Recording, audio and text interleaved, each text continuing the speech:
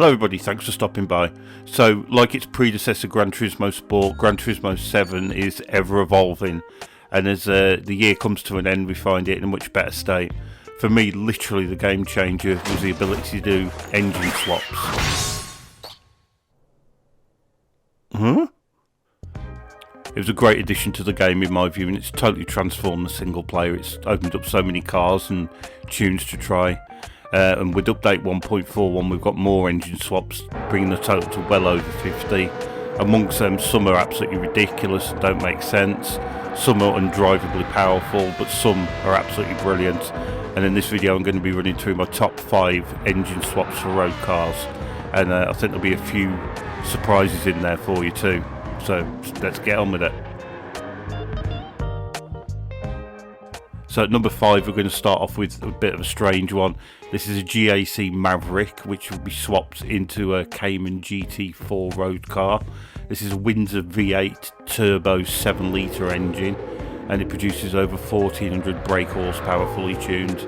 It shouldn't work at all, but the Cayman seems to handle it really well. It's absolutely useless on fuel economy, so that's why it's down in 5th place, but good fun to drive. So for number 4 we've got another big V8. This is a Ford GT Group 3 car, and somehow you can put the mid-mounted 5.4 V8 into the front of a Ford Focus 4-wheel drive. Really not sure how that works, but work it does.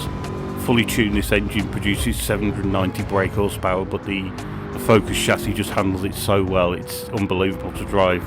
And obviously with it being a Group 3 engine, it's really good on fuel as well, so really good for the 700 and 800 pp races, that one. So number 3 makes much more sense. This is a Group 3 911 RSR. Now this engine can go into many different cars, but for me the pick of the bunch is the GT3 RS 991 2016.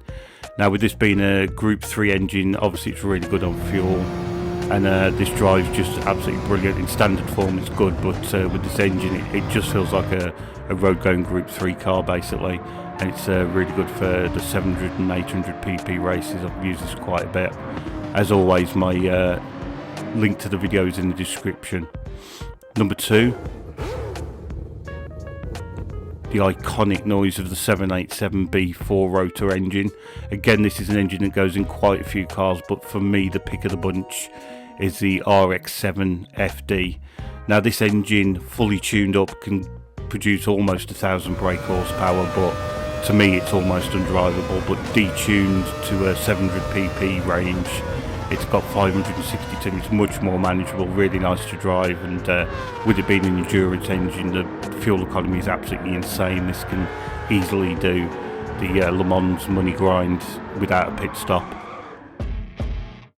So on to my favourite engine swap, and for me this is exactly how engine swap should be.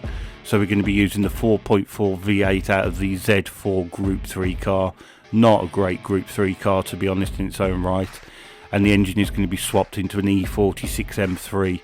Again, not a brilliant car in standard guise, but this engine swap just works so beautifully. It drives absolutely amazing.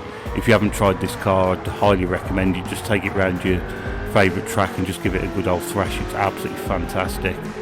So fully tuned, this Group 3 engine is producing 790 brake horsepower, but the chassis just seems to handle it so well. It's just beautifully balanced, and this swap just seems to work so well.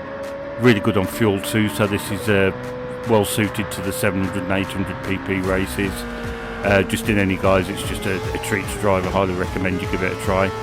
So that completes my list. Thanks for stopping by. As I said before, all the links to the videos and setups will be in the description. So thanks for stopping by. Let me know what your favourite engine swaps are, and I'll see you again soon. Cheers, bye.